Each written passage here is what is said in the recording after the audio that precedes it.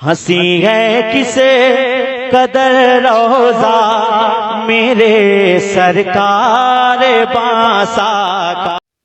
Like सभी तराम मोहतरम साहिब इकराम अस्सलामु अलैकुम व रहमतुल्लाहि व बरकातुहू।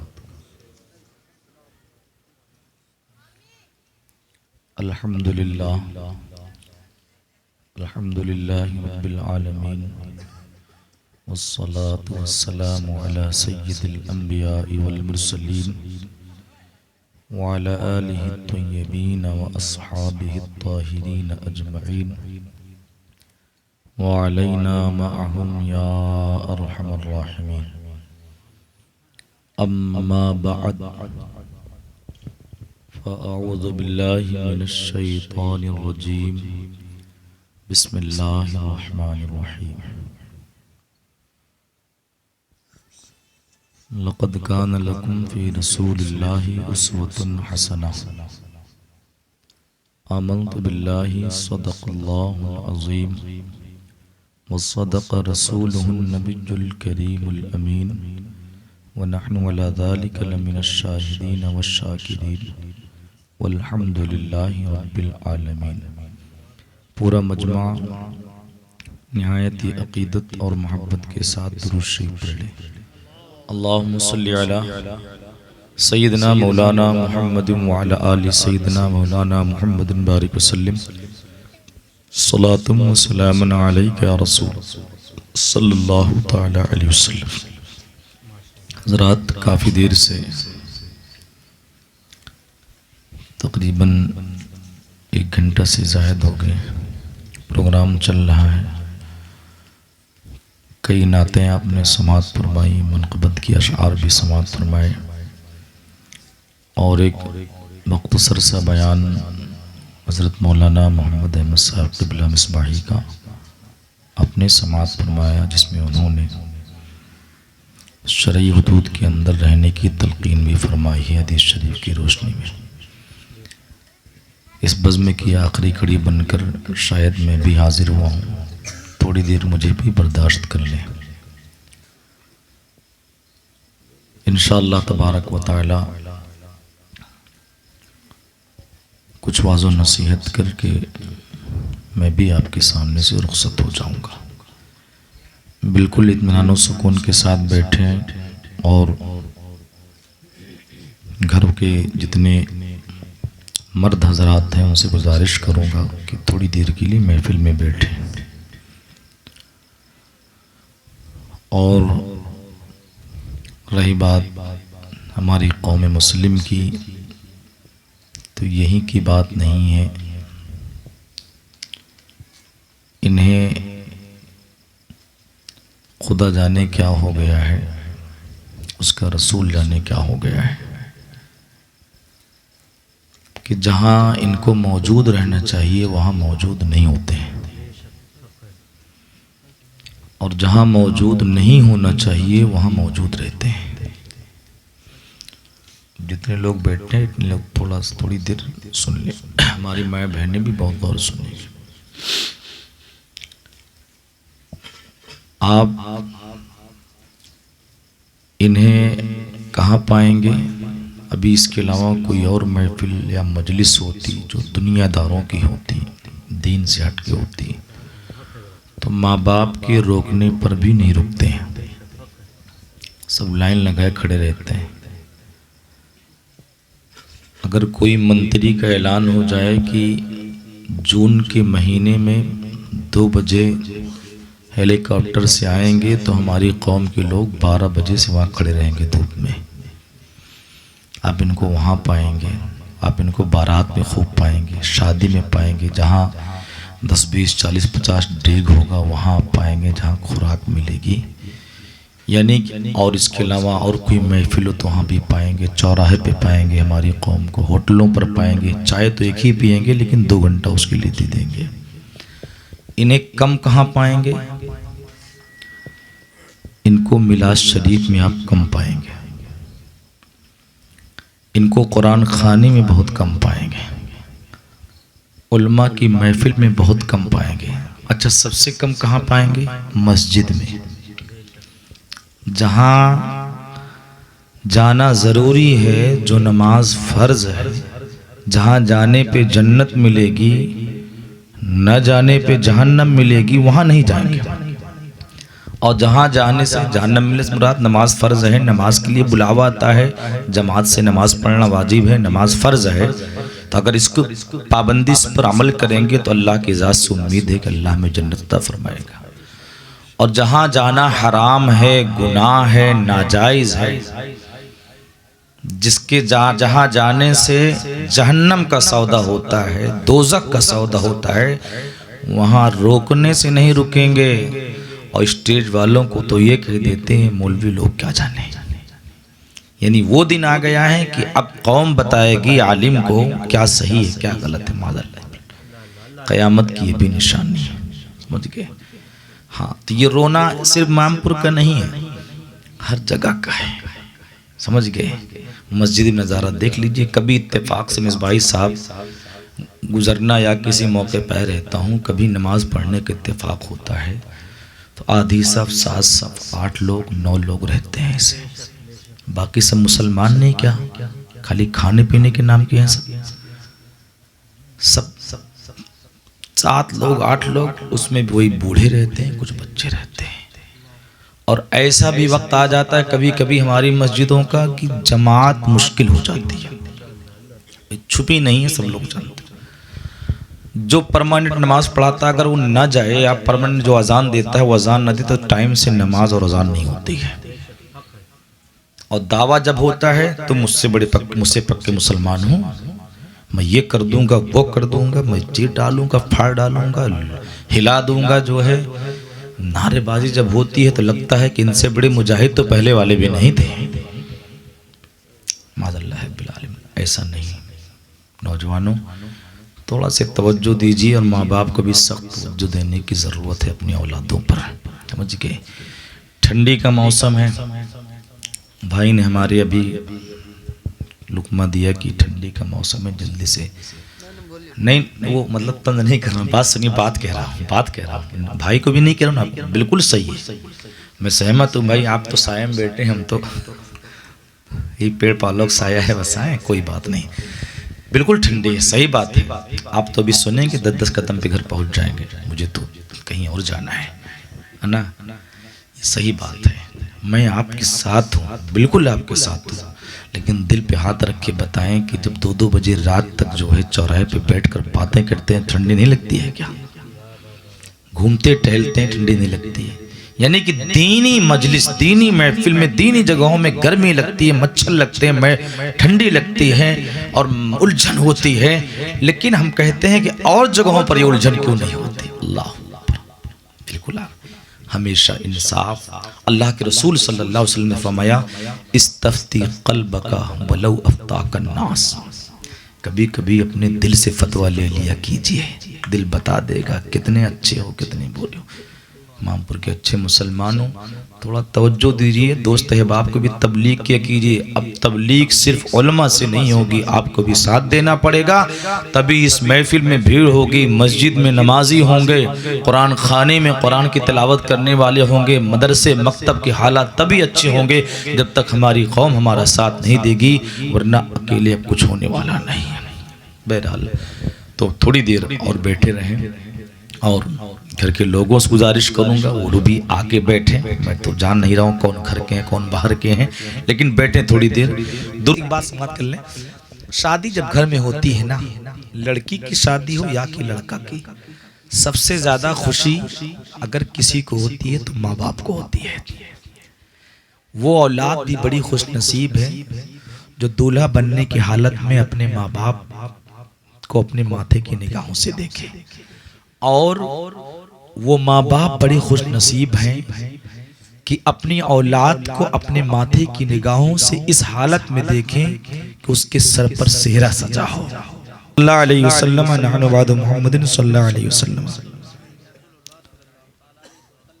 इंशाअल्लाह वक्त के पहले ही खत्म हो जाएगा, समाप्त कीजिएगा। देखिए अभी आप अशआर समाप्त फरमा रहे थे, माँ के ताल्लुक से, बाप के ताल्लुक से, लाइक भाई भी आपको सुनाए। शादी होती है तो सबसे ज़्यादा खुशी माँ बाप को होती है, हकदार भी हैं, हकदार भी हैं। तो माँ बाप की सरापा मिसाल भी नहीं है और माँ बाप के किसी चीज की कोई मिसाल नहीं, सब भी मिसाल है। चेहरा हो, दुआ हो, दस्तबोसी हो, कदम हो, जितनी चीजें हैं समाप्त कीजिएगा इंशाअल्लाह। हाँ, एक चीज में आप लोग भी बैठिए आगे। माँ बाप की दुआ औलाद के हक में और औलाद की दुआ माँ बाप के हक में, बस इसी पर गुफ्तगू खत्म। क्योंकि धीरे धीरे सब निकल रहे हैं, मेरे भी निकलने की बारी आ रही है, लेकिन समाप्त कीजिएगा।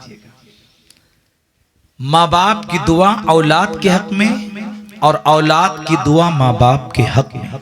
नौजवानों खास तौर से सुनिएगा, पीछे वाले भी थोड़ा से आगे बैठकर साथ दे दे मेरा, बैठ करके। आज हर कोई, हर घर वाला किसी ना किसी चीज को लेकर परेशान है, सबकी कंप्लेन है। कोई तबीयत को लेकर परेशान है, तवज्जो चाहता हूं, हाँ तवज्जो से सुनिए। बीमारी को लेकर परेशान है, कोई रोजी रोटी को लेकर परेशान है, कोई अपनी औलाद को लेकर परेशान है, कोई भी बच्चों को लेकर परेशान है, घर में इख्तलाफ से परेशान है, तिजारत है, कोई खेत खलियान से परेशान है, फसलें अच्छी नहीं होती हैं। तिजारत करने वाला इसलिए परेशान है कि दुकान चलती नहीं, चलती है तो गले में बरकत नहीं होती। सुबह से शाम तक कस्टमर तो आते हैं लेकिन शाम को कुछ दिखाई नहीं देता है। परदेश में इतने साल से कुछ बचता नहीं, तरह तरह की शिकायतें हैं, हर कोई, किसी की कम किसी की ज्यादा। हमारी माँ बहनें बहुत गौर सुनेंगे, सब परेशान है और इस परेशानी का हल भी अपनी हैसियत और ताकत के मुताबिक आप तलाश करते हैं, दवा के जरिए और दुआ के जरिए। दवा के जरिए बीमारी के शक्ल में है, दवा के जरिए, दवा के साथ साथ किसका सहारा लेते हैं? दुआओं का भी सहारा लेते हैं। दुआओं में क्या रहती है? इमाम साहब दुआ कर दीजिए, अम्मी बीमार है हमारी बहुत, रिस्क में बरकत नहीं है। कारी साहब दुआ करते हैं, आप हाफिज हैं, आप कारी हैं। मौलाना साहब दुआ करते हैं, हाजी साहब दुआ करते हैं। और आगे बढ़ते हैं, चलो पांचों पीरन शरीफ चलते हैं, वहां पर बहुत परेशान है यार, ठीक है। किचौचा शरीफ चलते हैं, देवस शरीफ चलते हैं, अजमेर शरीफ चलते हैं, जाते हैं ना, अच्छी बात है, जाना चाहिए। देखिए मैं मौसम की नज़ाकत और मौसम से ज़्यादा घर वालों की आपकी नज़ाकत को देखकर गुफ्तगू करूँगा, ठीक है ना। मैंने कह दिया बस इसी दो चीज़ पर गुफ्तगू करूँगा, इंशाल्लाह ख़त्म कर दूँगा। वैसे भी ज़बरदस्ती बोलने का आदी नहीं हूँ। आगे बढ़ते हैं, मज़ार शरीफ पे जाते हैं, अर्जी लगाते हैं और क्या काम करते हैं यार, घर में कोई नक्श लगा दे, दुकान में कोई नक्श, दुआ तावीज़ का भी सहारा लेते हैं। अच्छी चीज़ है, गलत चीज़ नहीं, लेकिन मैं कुछ कहना चाहता हूँ कुरान हदीस की रोशनी में। तावीज़ बनवा लिया, आपने पहन भी लिया, बाजू में बांध लिया, घर में नक्श लगवा लिया, खैर व बरकत के लिए, परेशानी से हिफाजत के लिए, दुश्मनों की हिफाजत के लिए, सहर आसेब जादू टोना से हिफाजत के लिए, दुश्मनों की दुश्मनी की हिफाजत के लिए, बरकत के लिए, रहमत व नूर की घर में बारिश हो, किसी किस्म की कोई बला ना हो, इन तमाम चीज़ों से बचने के लिए आप ऐसे ऐसे जुगाड़ करते हैं ना, करते हैं ना। इसीलिए कहा जाता है कि इल्म का हासिल करना बहुत ज़रूरी है। कभी कभी इंसान करता तो है अपने हिसाब से बहुत कुछ कर डालता है, लेकिन उसके बावजूद नतीजा क्या निकलता है मौलाना साहब समझ में नहीं आ रहा है। कुछ यहाँ गए वहाँ गए, इनसे मिले उनसे मिले, इस डॉक्टर के पास, कुछ आराम नहीं हो रहा है। अल्लाह ताला ने कुरान मुक़द्दस में इरशाद फरमाया कि महबूब का तरीका सबसे अच्छा तरीका है। अपनी जिंदगी में किसकी सीरत को ढालना है, किसकी सीरत को अपनाना है, किसके पीछे चलना है, किसकी बातों पर अमल करना है, अल्लाह ने एक जात को दिखाया है, वो मुस्तफ़ा जान रहमत की जात है। और मेरे आका ने सब बता दिया। पैदाइश से लेकर मौत तक, मौत के बाद तक कैसे जिंदगी गुजारना है, घर में कैसे रहना है, किस मौके पर क्या फैसले लेना है, क्या करना है, अल्लाह के रसूल सल्लल्लाहु अलैहि वसल्लम सब बता दिया है। अगर हम मुस्तफ़ा जान रहमत सल्लल्लाहु ताला अलैहि वसल्लम की सीरत और सुन्नत के मुताबिक, आपके फरमान के मुताबिक जिंदगी गुजारे, यकीनन दुनिया के अंदर भी कामयाब हो सकते हैं, कब्र के अंदर भी कामयाब हो सकते हैं, और मरने के बाद आखिरत मैदान महशर में भी कामयाब हो सकते हैं। घर से घर के अंदर भी हम कामयाब होंगे, तिजारत के मैदान में भी कामयाब होंगे, जिस भी मैदान में कदम रखेंगे इंशाअल्लाह 100% गारंटी हम कामयाब होंगे, हम कामयाब होंगे। कामयाबी में कोई रोड़ा नहीं आएगा, लेकिन हम कुछ चीजों को, जो बुनियादी चीजें होती हैं, उनको छोड़ रहे हैं, पीछे मुड़ के देखने की जरूरत है। दो चीजें, दो तावीज कह लीजिए, दो नुस्खा कह लीजिए, दो हदीस शरीफ सुनाऊंगा। अल्लाह के रसूल सल्लल्लाहु अलैहि वसल्लम ने इरशाद फरमाया कि जो औलाद अपने माँ बाप के लिए दुआएं करती रहती है, दुआएं करती रहती हैं, इको कम कर दीजिए, ज्यादा है ना। अपने माँ बाप को अपनी दुआओं में याद रखती है, दुआएं करती रहती है, अल्लाह उसके रिस्क को बढ़ाता रहता है। मोहब्बत से बोले, अल्लाह उसके रिस्क को बढ़ाता रहता है। कब तक?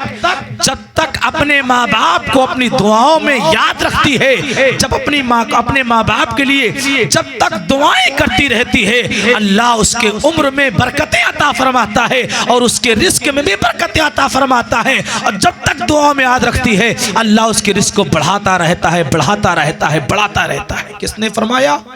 नबी ने फरमाया। नबी की जात पे यकीन है कि नहीं?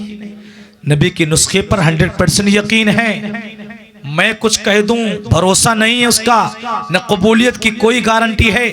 और मेरे आका सल्लल्लाहु अलैहि वसल्लम आगे इरशाद फरमाते हैं, जब औलादें अपने माँ बाप के लिए दुआएं करना बंद कर देती हैं, दुआएं करना बंद कर देती हैं अपने माँ बाप के लिए, तो अल्लाह उनके रिस्क को कम कर देता है। अल्लाह उनके रिस्क को कम करता है, तंग इतना कम करता है। अगर दुआओं में याद नहीं रखेंगे, हम अपने माँ बाप को भूल जाएं, तो एक दिन ऐसा आता है कि हमारा रिस्क तंग हो जाता है। अब हम परेशान हैं, क्या करें, क्या करें? याद रखिएगा, माँ बाप बुनियादी हैसियत रखते हैं, बुनियादी हैसियत रखते हैं। अगर रिस्क में बरकतें चाहते हो, तिजारत में बरकतें चाहते हो, औलाद में बरकतें चाहते हो, तो याद रखना शिफा देने वाली जात खुदा की है। तुम जाओ, तावीज़ें लिखवाओ, नक्श लाओ, मज़ारात पे हाजिरी दो, औलिया की बारगाह में जाओ, उलमा की बारगाह में जाओ, लेकिन उससे पहले औलाद होने की हैसियत से, औलाद होने के नाते हमारा सबसे पहला फरीजा ये बनता है, कोई तावीज़ देने से पहले, किसी मज़ार पे जाने से पहले लाजिम है कि अपने माँ बाप को अपनी दुआओं में याद रखें। अगर हम अपने माँ बाप को दुआओं में याद रखेंगे, तो अल्लाह तबारक व तआला उनकी बरकत से उनका ऐसा फैजान हम पर जारी फरमाएगा कि हमारे रिस्क में खूब बरकतें होंगी और हमारे घर में रहमत और नूर की झमाझम बारिश होगी। क्योंकि ये नबी का फार्मूला है, ये नबी का दिया हुआ नुस्खा है। तो अगर उम्र में बरकत चाहते हो, सेहत और सलामती चाहते हो, बीमारी से हिफाजत चाहते हो, रोजी रोटी में बरकत चाहते हो कि हमारी औलाद पर रिस्क तंग ना होने पाए, खूब बरकतें हमारे घर में हो, तो अपने माँ बाप को दुआओं में याद रखिया करो, बुरा भला नहीं, दुआओं में याद रखा करो। ये अल्लाह ने कुरान में भी हुक्म दिया है, तफसीली गुफ्तगू नहीं करना है। और एक होता है माँ बाप की दुआ औलाद के हक में, माँ बाप की दुआ औलाद के हक में। अब बताइए जरा मामपुर के अच्छे मुसलमानों, आपने इमाम साहब से दुआ करवाया, मौलाना साहब दुआ कर दीजिए, बहुत परेशान है, तो क्या दुआ की कबूलियत की कोई गारंटी है? नहीं। आप भी जानते, इमाम साहब भी जानते, इमाम साहब काम हो जाएगा मेरा ना, दुआ करना मेरा काम, तब कबूल करना रद्द करना उसका काम है, अल्लाह की मर्जी है भाई।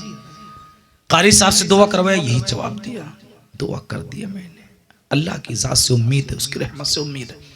मौलाना साहब से दुआ करवा लिया, आलिम साहब से दुआ करवा लिया, और आगे बढ़े पीर साहब से भी आपने दुआ करवाया, और आगे बढ़े आपने पीर साहब से भी दुआ करवाया।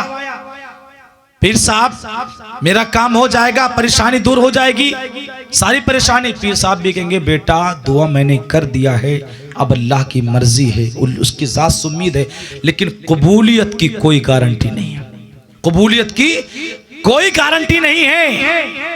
चाहे इमाम साहब दुआ करें, हाजी साहब दुआ करें, नमाजी साहब दुआ करें, कारी साहब से दुआ करवा लिया, और चाहे जिससे आपने दुआ करवा लिया, चाहे जितना अच्छा नक्श लगवा लिया, ताबीज़ भी पहन लिया, लेकिन काम होने की कोई गारंटी नहीं है, न कबूलियत की गारंटी है, न लिखने वाला दुआ देने वाला गारंटी ले सकता है, न उसको हासिल करने वाला। आप भी जानते हैं, सही बात है ना, सबकी दुआ एक तरफ। इसी रुए ज़मीन पर तमाम रिश्तों में, इंसानी रिश्तों में एक रिश्ता माँ का है और बाप का है। मोहब्बत से बोले, मोहब्बत से बोले। अच्छा, माँ बाप की दुआ का क्या आलम है, गौर से समाप्त कीजिएगा, अपनी बात समेट रहा हूँ। माँ बाप शरीयत कहती है माँ बाप की दुआ सबसे अलग है। मेरे आका सल्लल्लाहु अलैहि वसल्लम इरशाद फरमाते हैं, चलो जरा देखो, मेरे नबी खुद फरमाते हैं, मेरे आका सल्लल्लाहु अलैहि वसल्लम इरशाद फरमाते हैं, मेरी उम्मत के माँ बाप की दुआएं बनी इसराइल के नबियों की दुआओं के बराबर हुआ करती हैं। मोहब्बत से बोले अल्लाह अकबर। इतना बड़ा मकाम, काश की नौजवान इसको समझ लेता, काश की नौजवान इसको समझ लेता कि माँ बाप की दुआ नबियों की दुआओं के बराबर हुआ करती है। क्या मतलब, जिस तरीके से कोई नबी अपने उम्मती के हक में अल्लाह की बारगाह में दुआ कर दे तो अल्लाह उसकी दुआ को रद्द नहीं फरमाता है, बल्कि अल्लाह अपने नबी की दुआ को कबूल फरमा लिया करता है।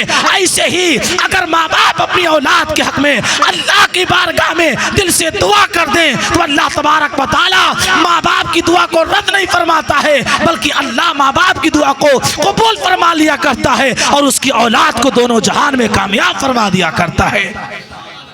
इस हदीस शरीफ को सामने रखो, सबने दुआ किया, किसी की कोई कबूलियत की गारंटी नहीं है। इमाम साहब की दुआ अलग है, कारी साहब की दुआ अलग है, हाफिज साहब की दुआ अलग, हाजी साहब की दुआ अलग, मौलाना साहब की दुआ अलग, हाफिज साहब की दुआ अलग, नमाजी साहब की दुआ अलग, मुफ्ती साहब की दुआ अलग, पीर साहब की भी दुआ अलग, लेकिन किसी की कबूलियत की कोई गारंटी नहीं है, किसी की कबूलियत कोई गारंटी नहीं है। हाँ हाँ, लेकिन माँ बाप एक ऐसी जात हैं जिनकी दुआओं के ताल्लुक से नबी ने खुद फरमा दिया, इनकी दुआ कोई मामूली दुआ नहीं है, बल्कि इनकी दुआ तो नबियों की दुआओं के बराबर हुआ करती है। इस हदीस पाक की रोशनी में मैं पैगाम देना चाहता हूँ, ऐ नौजवानों सुनो सुनो, सबसे बड़े आमिल तो तुम्हारे घर में मौजूद हैं, सबसे अच्छी जात तो तुम्हारे घर में खुद मौजूद है। तुम किसी के पास जाने से पहले, किसी की बारगाह में जाने से पहले कोई भी परेशानी हो तो सबसे पहले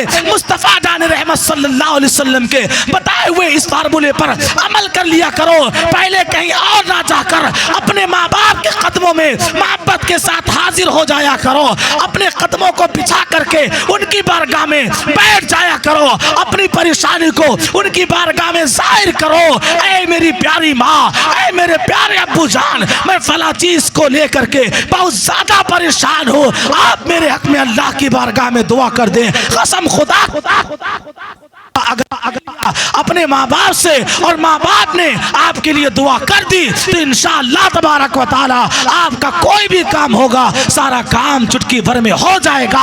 अल्लाह तबारक व तआला रिस्क में, आपकी तिजारत में, आपके औलाद में, घर में ऐसी बरकतें अता फरमाएगा कि अगर आप सोचेंगे तो सोच भी नहीं पाएंगे कि ये रहमत और नूर की बरसात झमाझम कहाँ से हो रही है। अल्लाह तबारक व तआला ने वो तासीर माँ बाप की दुआ में रखी है, लेकिन माँ बाप को तो झटक के भागा जाता है, पटक के भागा जाता है। माँ बाप को छोड़कर याद रखिएगा कहीं भी चले जाएंगे, कितनी बड़ी बारगाह में, कोई काम आने वाले नहीं। लेकिन आज नहीं, मौलाना साहब से दुआ ले लेंगे, उनके हाथ को चूमेंगे, पीर साहब आएंगे, अच्छी बात है, खूब दुआ लेंगे। स्पेशल इंतजाम, हाथों को चूमना, कदमों को चूमना, गमछे को चूमना, चूमते रहते, अच्छी बात है। अदब अदब करना चाहिए। एक नंबर कमरे में इंतजाम, अच्छी बात है। उल्मा का एहतराम करना चाहिए, पीर साहब का एहतराम करना, सब कुछ अच्छी बात है। मैं भी किसी का मुरीद हूं, आप भी किसी के मुरीद हैं, करना चाहिए। लेकिन याद रखना, उलमा से, रहबर से, पीर साहब से दुआ लेना, इन हजरात के हाथों को चूमना, कदमों को चूमना उसी वक्त काम आएगा जब अपने माँ बाप से दुआ लेकर इनकी बारगाह में जाएंगे, इनके हाथों को चूमेंगे, इनके कदमों को चूम लेंगे, तब तो सबसे दुआ लेना, सबके हाथ पैर को चूमना काम आ जाएगा। लेकिन माँ बाप को छोड़ करके किसी भी बारगाह में चले जाएंगे, न किसी की दुआ आपके हक में काम आएगी, न किसी का हाथ पैर चूमना आपके हक में काम आएगा। क्यों? जिसकी शान को अल्लाह ने बयान फरमाया, जिस जात को अल्लाह ने बुलंद किया, उस जात को छोड़कर कहीं और जाएंगे, काम आने वाला नहीं। बताओ, हुजूर गौसे पाक रदी अल्लाह ताला अन्हु के पास वो कौन सी शक्ति थी, कौन सी ताकत थी जिसने जालिमों को घुटने टेकने पर मजबूर कर दिया? कौन सी ताकत थी? क्या उनके पास तलवार थी? कोई फौज थी उनके पास? कोई लश्कर था उनके पास? कौन सी ताकत थी? 18 साल के कड़ियल जवान हैं, तने तना सीना तान के सब देख रहे हैं, लेकिन वाकया नहीं बताना है, सब के सब कदमों में गिर जाते हैं। कौन सी ताकत थी? कौन सी ताकत थी? हकीकत ये है कि एक माँ के फर्मा बरदारी की ताकत थी। सुभान अल्लाह। घर से निकले थे, माँ की दुआ, और माँ ने एक नसीहत की थी कि बेटा झूठ कभी ना बोलना। इन्होंने वादा ले लिया कुछ भी हो जाए, लेकिन मैं अपने माँ की नाफरमानी नहीं कर सकता है। मेरी माँ ने चूंकि कहा है बेटा अब्दुल कादिर झूठ कभी ना बोलना, तो शेख अब्दुल कादिर जिलानी रज़ी अल्लाह ताला अन्हु से जैसे लोगों डाकुओं ने पूछा, आपने कह दिया हाँ हाँ मेरे पास 40 शर्फी है। सरदार ने पूछा बेटा तुमने सच क्यों कह दिया? कहा बात कोई नहीं है, जब मैं घर से चला था तो मेरी माँ ने एक नसीहत की थी और मैंने अपनी माँ से वादा लिया था। मेरी माँ ने कहा था बेटा अब्दुल कादिर झूठ मत बोलना, तो मैं कुछ नहीं कर रहा हूँ, सिर्फ अपने माँ की फर्मा बरदारी कर रहा हूँ, मैं अपने माँ का कहना मान रहा हूँ। यही वो सच्चाई की ताकत थी, यही वो माँ की फर्मा बरदारी की ताकत थी कि जिसकी बुनियाद पर सारे डाकू कदमों में गिर जाते हैं, कलमा पढ़ करके तौबा करके मजहब इस्लाम में नए सिरे से दाखिल हो जाते हैं और गौसे पाक के आशिकों में शुमार हो जाते हैं।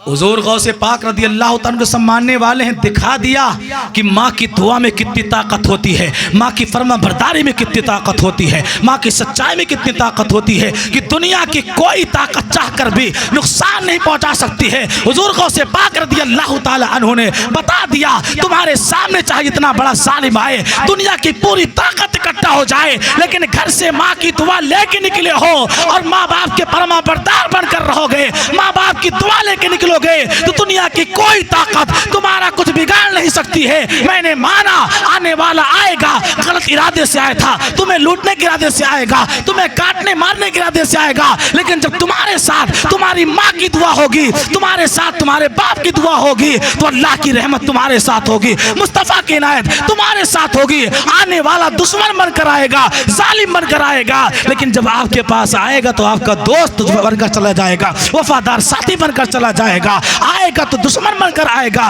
लेकिन जब आपके पास आएगा तो इंशाअल्लाह आपके दामन से वाबस्ता हो जाएगा। तो आप माँ बाप के हक में दुआ भी कीजिए, उनसे दुआ लीजिए। समझ गए? सबसे बड़ी तावीज़, सबसे बड़ा नक्श माँ बाप है, और औलाद के लिए सबसे बड़ा पीर उसके माँ बाप है। और यहाँ से कनेक्शन अगर ख़त्म हुआ तो किसी भी पावर हाउस में आप तार जोड़ लीजिए, को काम नहीं आएगा। याद रखिए, क्योंकि नबी ने फरमा दिया माँ बाप की खुशी में अल्लाह की खुशी है, माँ बाप की नाराज़गी में अल्लाह की नाराज़गी। इसलिए प्यारे मुसलमानों, ये शादी था, शादी का प्रोग्राम था, तो मैंने मुख्तसर अंदाज में बस ऐसे बना लिया मौजू, तो इसी पर गुफ्तगू कर लिया। तो बात ये है ना कि जब तक हम और आप कमज़ोर रहते हैं, कमाते खाते नहीं हैं, और माँ बाप का जब तक सहारा रहता है, बाप जवान रहता है, कमा कमा के ला के देता है, जब तक शादी ब्याह नहीं होती हम लोगों की, हिस्सासिया नहीं बढ़ता, जब तक तो कंधे से कंधा मिला के चलते हैं। आज जब महारानी आ जाती हैं, 2 रुपये कमाने लगते हैं प्रदेश में, 4 दोस्त हो जाते हैं चौराहे पर, 1 लीडर से बातचीत हो जाती है थोड़ा से, तो वो तकब्बुर आ ही जाता है कहीं ना कहीं से। तो सारी गाज किस पे गिरती है? अम्मा अब्बा पे गिरती है। नतीजा क्या निकलता है?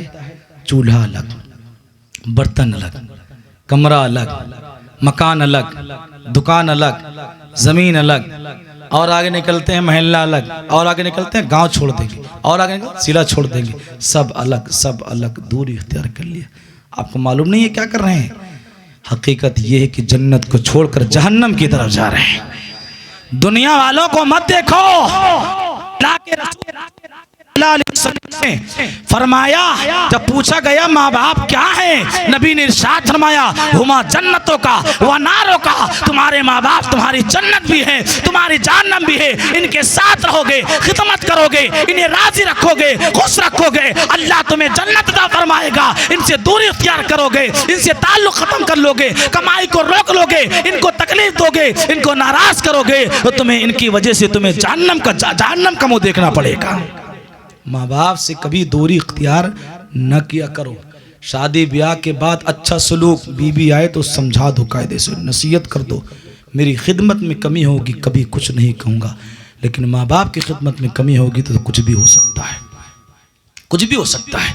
सख्ती के साथ और घर में दीनी माहौल। किसी शायर ने इसी की नक्काशी बड़ी अच्छे अंदाज में की है, इस भाई साहब के बिला, कि दूर जाओगे तो कुर्बत को तरस जाओगे। माँ बाप से दूर जाएंगे तो दूर जाओगे तो कुर्बत को तरस जाओगे, और दिल दुखाओगे तो रहमत को तरस जाओगे। दिल दुखाओगे तो रहमत को तरस जाओगे। अपने माँ बाप को हर हाल में राजी कर लो, अपने माँ बाप को हर हाल में राजी कर लो, वरना ए दोस्तों जन्नत को तरस जाओगे, वरना ए दोस्तों जन्नत को तरस जाओगे। तो माँ बाप से मिलकर रहिए, खिदमत कीजिए, उनकी दुआएं लीजिए, उनको दुआ कीजिए जब तक दुनिया में हैं, और जब माँ या बाप या दोनों दुनिया से रुखसत हो जाए, अल्लाह सलामत रखे। जिसके माँ बाप दुनिया में हैं उनकी उम्र में बरकतें अता फरमाए, उनका साया हम सब के सरों पर तादीर कायम दायम फरमाए। और जिसकी माँ या माँ बाप दुनिया से जा चुके हैं, अल्लाह उन्हें जन्नतुल फिरदौस में आला से आला मकाम अता फरमाए। उनसे दुआएं लिया करो, उनसे मिलजुल कर रहा करो, उनकी खिदमत करो, उन्हें राज़ी रखो। हमेशा उनके बारगाह में ख़र्च करने से, उन पर ख़र्च करने से कभी हिचकिचाहट ना हो, क्योंकि हमें अल्लाह जो कुछ देता है ये हमारे माँ बाप के सदक़े मिलता है, उनकी दुआ की बरकत से मिलती है। हमेशा उनसे मिलजुल कर रहोगे तो दुनिया में भी फ़ायदे रहोगे और आखिरत में भी इंशाअल्लाह फ़ायदे में रहेंगे। और अभी मौलाना मोहम्मद अहमद साहब क़िबला मिसबाही साहब ने अभी आपको नसीहत कर रहे थे शादी ब्याह। मैंने क्या कहा कि सिर्फ स्टेज से एक दिन का काम नहीं होगा, ये रिश्ते मोहब्बत कुछ इस तरह निभेगा, कुछ तुम कदम बढ़ाओ कुछ हम कदम बढ़ाएं। शादी ब्याह का माहौल थोड़ा सही कीजिए, शरीयत की खिलाफ वर्जी करेंगे तो नुकसान रखा हुआ है। शादी ब्याह में किसी किस्म की कोई खुराफात, ढोल ताशा, डीजे बाजा, ये सब नहीं होना चाहिए। अपनी माँ बहनों को भी कहूँगा, गलत रस्मों को रवाज मत दें, वरना दुनिया में भी इसका नतीजा गलत निकलेगा, आखिरत में क्या होगा खुदा जाने, उसका रसूल जाने। हम लोग सिर्फ बता सकते हैं, आपको पकड़ के करवा नहीं सकते हैं। इसलिए बेटी की शादी हो या बेटे की, आप सुन्नत के दायरे में, सुन्नत मुस्तफ़ा की अदायगी हो रही है, अब उसमें किसी और चीज़ की आमेजिश ना हो, किसी और चीज़ की मिलावट ना हो, वरना सब बेकार जाएगा। समझ गए? तो आप शादी करें शरीयत सुन्नत के मुताबिक। जहाँ तक शरीयत छूट देती है वहाँ तक जाइए, शरीयत जहाँ मना करती है वहाँ रुक जाइए। इसी में हमारे और आपके लिए दुनिया आखिरत में फ़ायदा है। वरना याद रखिएगा, आज आप ठीक है औलाद की मोहब्बत में कैसे शादी, जब तक धूम धड़क्का ना हो, गोला तमाशा ना हो, कैसे जनाएगा माज़अल्लाह रब्बिल आलमीन, ये आपको नहीं सोचना है, ये आपको फैसला नहीं लेना है। शरीयत के मामले में जो फैसला लेना था ले लिया गया है, अब आपको उसमें कमी ज़्यादती नहीं करनी है, उसमें नहीं, कतई तौर पर ये काम ना करें। इसका नुकसान बहुत ज़्यादा आपको उठाना पड़ सकता है। हाँ, बेटे की शादी है तो मोहब्बत में ऐसा काम न करें जिससे बेटा तो खुश हो जाए, बेटी तो खुश हो जाए, महल्ले वाले खुश हो जाएं, पप्पू खुश हो जाएंगे, पुप्पा खुश हो जाएंगे, बहनोई खुश हो जाएंगे, सब खुश हो जाएंगे। लेकिन हमें इन सब की खुशी का लिहाज नहीं करना है, हमें अल्लाह उसके रसूल की खुशी का लिहाज करना है। तो कहीं ऐसा ना हो औलाद को खुश करने के चक्कर में, रिश्तेदार खुश करने के चक्कर में अल्लाह नाराज हो गया तो, मुस्तफ़ा नाराज हो गए तो जिस दिन आंखें बंद होगी कब्र में सब छोड़ के चले आएंगे, कोई साथ नहीं रुकेगा। बताओ उस दिन क्या करोगे? चीखोगे, चिल्लाओगे, कोई नहीं जाएगा खुदा के वास्ते। इसलिए मौलाना साहब ने बहुत अच्छा पैगाम दिया, दीन के दायरे में रह के सारा काम कीजिए और लोगों को बताइए ये सब बहुत नीच और घटिया हरकत है। नाच गाना वगैरह, डीजे वगैरह, औरत मर्द की बेपर्दगी हो जाती है। और शादी ब्याह के मौके पर ये क्या कहते हैं कि गले के गलत इस्तेमाल ना हो, रोटी गलत इस्तेमाल ना हो, और गलत रस्में जो चलती है, ये सब मेहंदी वगैरह लड़कों को नहीं लगाना चाहिए। और नहाने धोने का जो पुरानी रस्म चल रही है, फलाने नहलाएंगे फलाने, ये सब खुद नहा लिया कर। हम लोगों को भी शादी अल्हम्दुलिल्लाह हुई है, हम लोग जैसे बराबर नहाते हैं ऐसे नहा के पहुंच गए हम लोग स्टेज पर, समझ गया? ऐसा नहीं, अल्लाह का शुक्र है। तो कोशिश करेंगे तो सब हो जाएगा भैया। तो नफ्स की पैरवी नहीं, तबीयत की पैरवी नहीं, बल्कि शरीयत की पैरवी करना है। और इसी पर जो है हमें दुनिया से रुखसत भी होना है। इस्लाम पर कायम रहिए, दीन इस्लाम पर हमारा ख़त्म हो जाए ईमान के साथ, ये बहुत बड़ी दौलत है। अल्लाह तबारक व तआला हम तमाम मुसलमानों को नेकी करने, नेकी की दावत देने, गुनाहों से बचने, दूसरों को बचाने, शरीयत मुस्तफ़ा सल्लल्लाहु तआला अलैहि वसल्लम के मुताबिक ज़िंदगी गुजारने की तौफीक रफ़ीक अता फरमाए। कहने सुनने में मुमकिन है कोई गलती, खामी, लग़्ज़िश ख़ता हो गई हो, अल्लाह की बारगाह में एलानिया तौबा इस्तिग़फ़ार करता हूँ। अस्तग़फ़िरुल्लाह रब्बी मिन कुल्लि ज़ंबि व अतूबु इलैहि, अशहदु अल्ला इलाहा इल्लल्लाह व अशहदु अन्ना सय्यदना मौलाना मुहम्मदन अब्दुहु व रसूलुहु व मा अलैना इल्लल बलाग। अस्सलामु अलैकुम व रहमतुल्लाहि व बरकातुहू।